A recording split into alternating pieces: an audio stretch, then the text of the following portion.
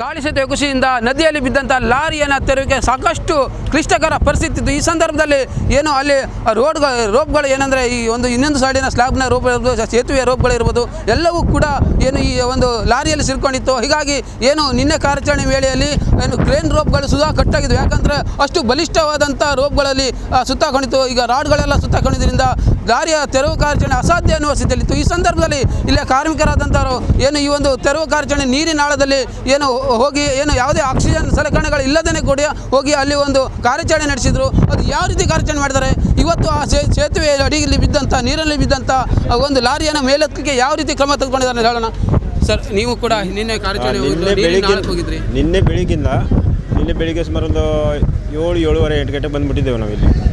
ಬಂದ ತಕ್ಷಣ ಗಾಡಿಗೆ ರೋಪ್ ಹಾಕೋದು ಒಂದು ಕಾರ್ಯಾಚರಣೆ ಮಾಡಿದರು. ಕನಿಷ್ಠ ಒಂದು 25-30 ಫುಟ್ ಕೆಳಗಡೆ ಇತ್ತು ಗಾಡಿ. ಅಷ್ಟು ಕೆಳಗಡೆಗೆ ಹೋಗಿ ನಾವು ರೋಪನ್ನು ಹಾಕಿದ್ದೀವಿ.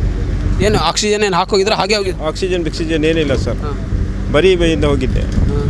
ಯಾವ ರೀತಿ ಅಲ್ಲಿತ್ತು? ಏನು ಸರಳುಗಳ ತುಂಬ ಸರಳು ಕಡೆಗೆ ಇದು ಪೈಪು ಕಡೆಗೆ ಮೆಟ್ರೋಲ್ ಎಲ್ಲ ಇದ್ದಿತ್ತು ಸರ್.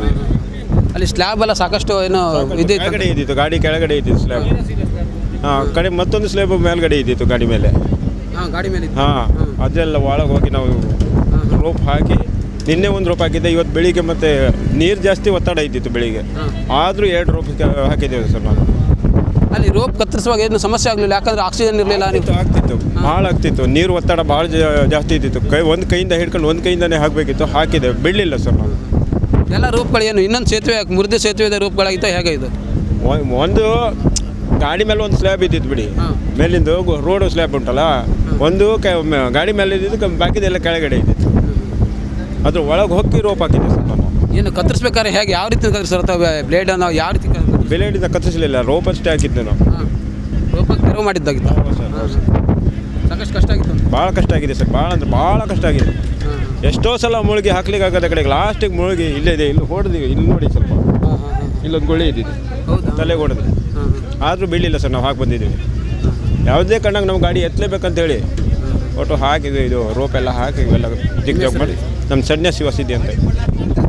ಇದು ಸನ್ಯಾಸಿದ್ಧಿಯವರು ಏನು ಕಾರ್ಯಾಚರಣೆ ವೇಳೆ ನಿನ್ನೆ ನಡೆದಂಥ ಒಂದು ಸಂದರ್ಭವನ್ನು ಹೇಳ್ತಾ ಇರೋದು. ಇವಾಗ ಭಾರಿ ಕಷ್ಟ ಇತ್ತು, ಕ್ಲಿಷ್ಟಕರ ಇತ್ತು, ಜೀವಕ್ಕೆ ಅಪಾಯ ತಂದಿಡುವಂಥ ಸಂದರ್ಭ ಇದ್ದರೂ ಕೂಡ ಅದೇ ಅದನ್ನು ಲೆಕ್ಕಿಸದೆ ಜೀವದ ಹಂಗನ್ನು ತೊರೆದು ನಾವು ಈ ಒಂದು ಕೆಲಸ ಮಾಡಿದ್ದೀವಿ. ಇವತ್ತು ಲಾರಿ ಮೇಲೆ ಬರ್ತಂದರೆ ಇಂಥ ವ್ಯಕ್ತಿಗಳಿಂದೇನೆ ಅಂತ ಹೇಳ್ಬೋದು. ಯಾಕಂದರೆ ಕಾರ್ಮಿಕರ ಕೆಲಸ ಯಾರಿಗೂ ತಿಳಿಯಲ್ಲ. ಆದರೆ ಇಲ್ಲಿ ನಮ್ಮ ಕಾರ್ಮಿಕರು ತಮ್ಮ ಜೀವದ ಹಂಗನ್ನು ತೊಳೆದು ಯಾವುದೇ ಜೀವರಕ್ಷಕ ಒಂದು ಸಾಧನವನ್ನು ಬಳಸ್ಕೊಳ್ದೇನೆ ನೀರಲ್ಲಿ ಹೋಗಿ ಗಂಟೆಗಳ ಕಾಲ ಈ ಒಂದು ಕಾರ್ಯಾಚರಣೆ ನಡೆಸಿದ್ದು ನಿಜಕ್ಕೂ ಶ್ಲಾಘನೀಯ ಕಾರಣ ಅಂತ ಹೇಳ್ಬೋದಾಗಿದೆ. ಕ್ಯಾಮರಾ ಪರ್ಸನ್ ಸಿದ್ಧಾರ್ಥ, ಪ್ರಶಾಂತ್ ಮಹಾಲೆ, ಕರಾವಳಿ ಮುಂಜಾವು ಡಿಜಿಟಲ್, ಕಾರವಾರ.